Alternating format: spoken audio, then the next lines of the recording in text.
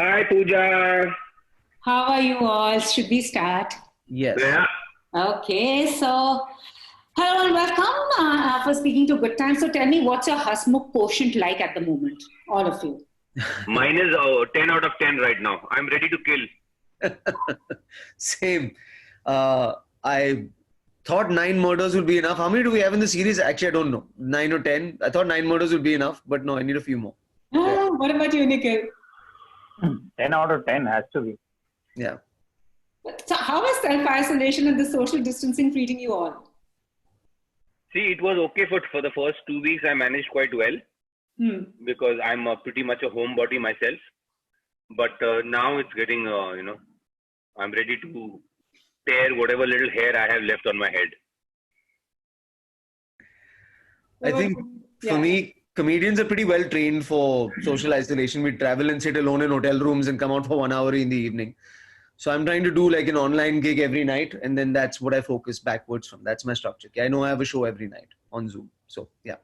As we were discussing, it's like kabhi khud pe kabhi halat pe rona hai. So it's the best time to create comedy because humor is the only thing that can sustain us.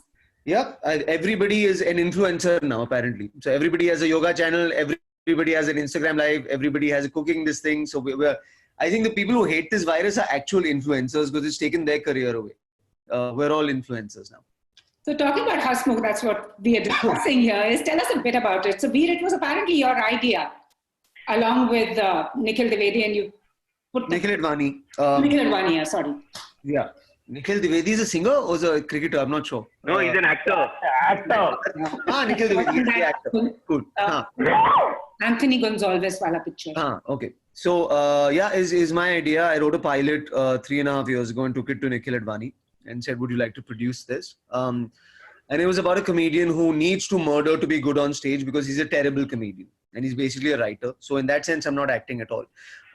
And then Advani was like, it's funny, but it needs darkness and it needs gravitas and it needs much more sort of film arc. And that's kind of how we divided it up. We before we started the writer's room, we worked together on it for about 6 months where I was kind of in charge of making it funny and he was in charge of making it dark. And those two things came together. So yeah. Nikhil and Advi, your take on this show that we are going to be seeing very soon on Netflix? Well, it's a really dark comedy, and I mean, we were always supposed to be out in April, but it turns out that April right now is in lockdown. But I do think that the mood of the series is correct for what the world is going through right now. Which is dark comedy. So the world, if you ask me right now, does seem like a bit of a dark comedy right now. That somebody ate bat soup somewhere and we are all locked at home. The series itself, is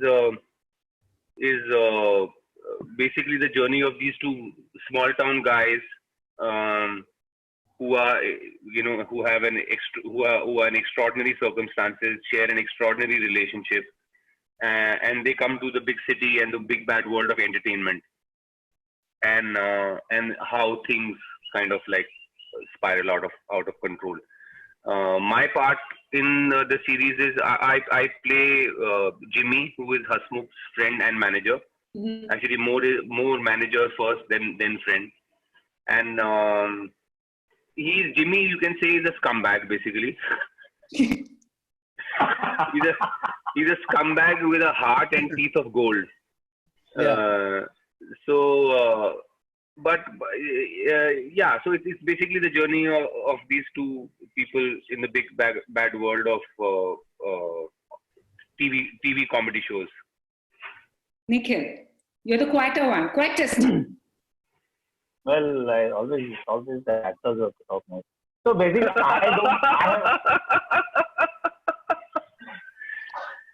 I've always seen, for me, I mean, everybody says, but for me, it's a dark. Hasmukh is a dark comic thriller, and the thriller part of it is the most important because actually, if you see when you see the show and the way the show progresses, it's actually a thriller. And for me, Hasmukh is about two people who are actually artists in their own way and are trying to achieve their dream. of coming to the big city, like a lot of people, and being able to express themselves. So basically, it's about, and what will they do for it to happen?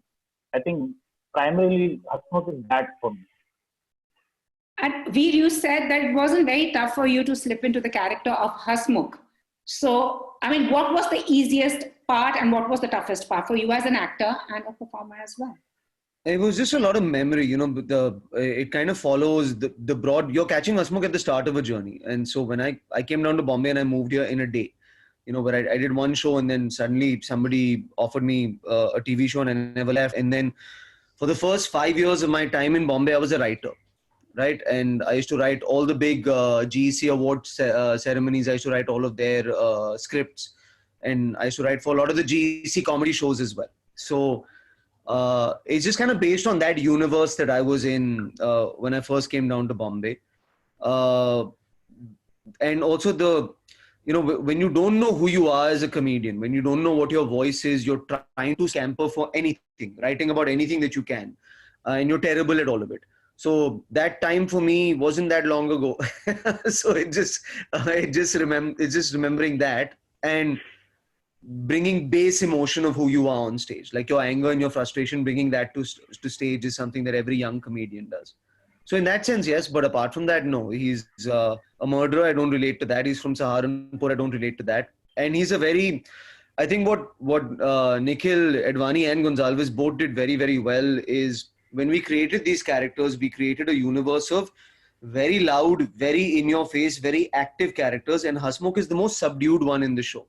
So if you look at Ranveer's character or Manoj Pahwa or Ravi Kishan or Amrita, these are very driven, very, very in your face characters.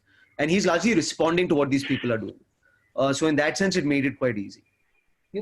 Actually, you're a very strong voice now. So, I mean, the time when you say that you were finding your voice, it's a little difficult to grapple now. So, and also like you are the quieter one in it. How would you now describe yourself then and now? What's the change you see in yourself now? Changing. I'm not, you know, Johnny Lever is the best that Johnny Lever has ever been. If you go see Johnny Lever today, it is the best Johnny Lever you'll ever see. He's 30 years in. You know, stand-up takes 20 years to get good, to find your voice. Dave Chappelle, you know, these guys are legends now. I'm 11 years in, so I won't be this comedian next year. I'll be something else. So just changing. That's it. Also, do you think a digital release at this time is actually an advantage? I mean, I don't think there's anybody on this show who wouldn't rather that this released under better circumstances and healthier circumstances, right? We're all stuck at home and people are consuming content. We know that. You can't not acknowledge that. But this was just always the plan. We were going to come out in April and then, you know, a virus joined us. That's basically how this happened. And drove us batshit crazy since everybody is a bat and everybody's collecting toilet papers. So what do you think after COVID, this is to all three of you, is going to be the new normal? Because our lives are going to change big time. Or maybe not. I think we'll do more video calls than ever.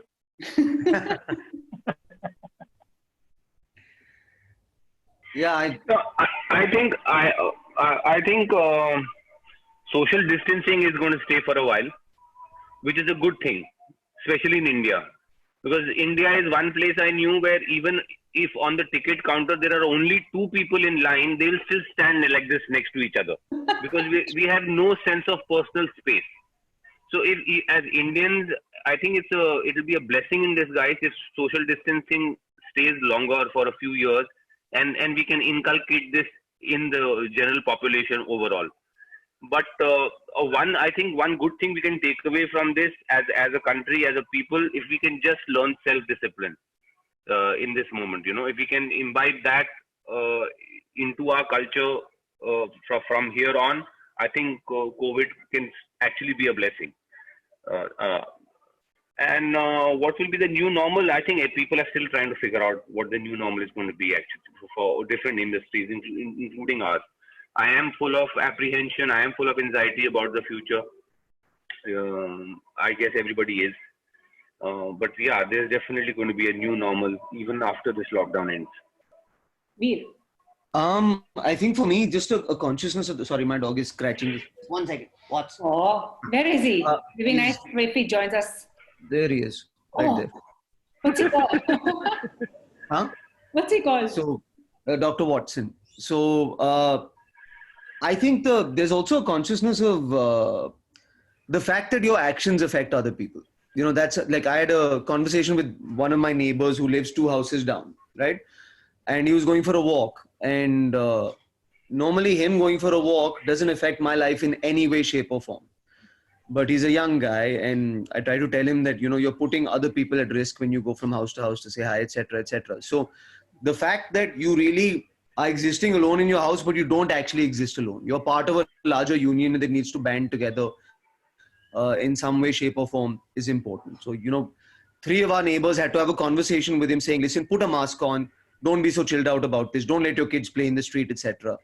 And normally nobody would have cared about that, you know. So just that you're part of a larger union, I hope that stays, you know. Also, so I had asked a few people to send in their questions. So I got 2. One is, how is Hasmukh different from what we've seen before? And the other is your favorite meme or joke that you've heard in these dark times. Jesus. How is Hasmukh different? I think it's, you know, I'd say it's dark comedians. You know what I mean? That, you know, it's not dark comedy, it's dark comedians. And comedians can be some very dark people paid in a tribute to where Indian comedy belongs and in the universe that Indian comedy belongs. I've never seen anybody tackle this universe of comedy with anything but loudness, you know?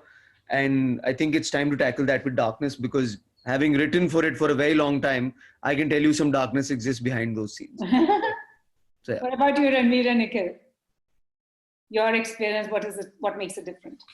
Nikhil, go. So for me, I think the one, nobody in this country, I mean, and so far we've never attempted a dark comic thriller, at least for what my knowledge is, for a very, very long time. And that's how it's very different. And it's a huge, the kind of actors who are in Hasmukh are of a different range, not only with Veer and Ranveer, but also Ravi Kishan and Inam and Sohail Nair and Amrita Bakshi, lots of people from different backgrounds, like different theater and different kinds of cinema coming together to try and do something which is trying to do a genre which normally people don't attempt, because it's quite scary. Ranveer, we're waiting for you. Well, I think scary, when Gonzi says scary, I think he means that bringing this combination, you know, this combination of ingredients for this recipe is not very common at all. You know, there's the thrills, there's the dark comedy, the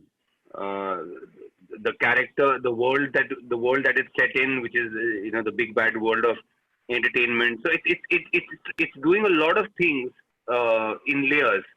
And like at one level, like Gonzi said, that is, you know, it's a thriller.